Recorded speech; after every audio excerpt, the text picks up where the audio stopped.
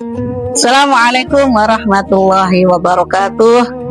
Alhamdulillahirabbil alamin. Wa bihi nasta'inu ala umuri dunya waddin. Wassalatu wassalamu ala asrofil anbiya'i wal mursalin sayyidina wa maulana Muhammadin wa ala alihi washabbihi ajma'in, amma ba'd. Puji syukur kepada Allah Subhanahu wa taala yang telah memberikan nikmat dan karunia-Nya kepada kita sehingga kita semua kembali berjumpa dengan bulan suci kali ini, yakni bulan suci Ramadan.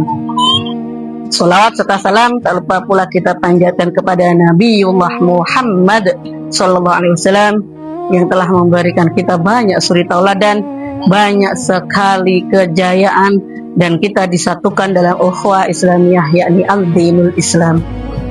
Sahabat, bulan puasa, bulan suci Ramadan kali ini kita kembali sambut dengan meriah. Lantunan ayat suci, zikir, bacaan-bacaan salawat, kita selalu kumandangkan, kita selalu panjatkan agar dalam bulan Ramadan kali ini kita benar-benar menyambut dan mengisi Ramadan dengan penuh berkah dan kebahagiaan.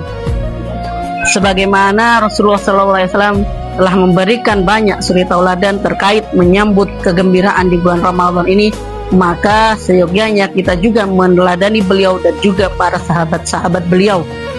Momen Ramadan adalah momen yang tepat untuk mengingat bagaimana Rasulullah memberikan banyak sekali gambaran sahabat-sahabat yang memberi kita banyak teladan. Salah satunya kisah yang bisa kita teladani, yakni dari Abu Bakar As-Siddiq.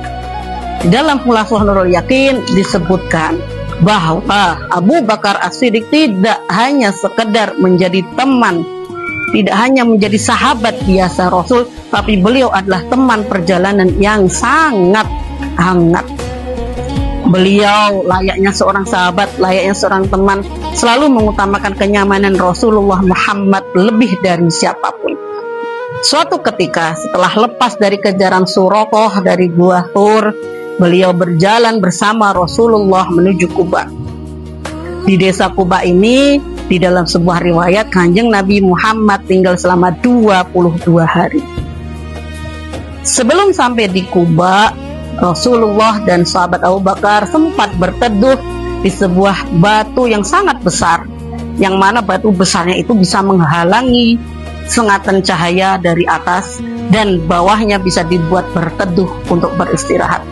Sebelum Rasulullah dipersilahkan, sahabat Abu Bakar membersihkannya terlebih dahulu, merapikan, kemudian menggelar tikar yang memang sudah dibawa oleh beliau dari Makkah menuju Madinah. Kemudian Rasulullah dipersilahkan setelah tempat itu nyaman, tiada binatang-binatang berbahaya, tiada kerikil-kerikil yang bisa membuat ketidaknyamanan, semua siap, semua ready, dan Kanjeng Nabi baru dipersilahkan sahabat Abu Bakar untuk berteduh di bawahnya. Tidak hanya itu, keteladanan Abu Bakar juga dilihat ketika Rasulullah masih terlelap dalam istirahat yang sangat nyaman itu.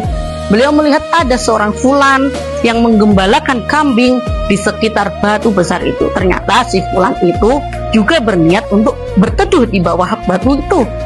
Beliau kemudian minta izin kepada sahabat Abu Bakar yang sudah terlebih dahulu berada di sana bersama Rasulullah. Dalam percakapan itu beliau berbisik, sengaja tidak berbicara keras agar Kanjeng Nabi tidak terganggu. Ini adalah keteladanan bahwa kita perlu untuk menghormati sesama agar tidak menjaga kenyamanan orang lain. Nah, dalam percakapan itu sahabat Abu Bakar kemudian bertanya, dari mana kasih fulan itu? Kemudian kambing siapa yang digembalakan? Dan kiranya bolehkah beliau meminta memerah susu dari kambing itu untuk nanti dijadikan minum bersama Kanjeng Nabi. Sahabat, setelah beliau dipersilakan untuk memerah susu itu, beliau tidak serta-merta langsung membangunkan Kanjeng Nabi untuk minum, enggak. Tapi sahabat Abu Bakar menunggu, diam, menjaga agar wadah tempat susu yang sudah diperah itu tetap hangat dan tidak dingin serta tidak menggumpal, agar ketika Rasulullah nanti bangun, beliau bisa menyuguhkan susu itu dengan sangat baik dan hangat. Sahabat Abu Bakar sampai memikirkan hal itu, sesuatu yang bukan hanya sekedar sifat keteladanan bagi kita seperti ini, tapi ini adalah lebih dari lainnya.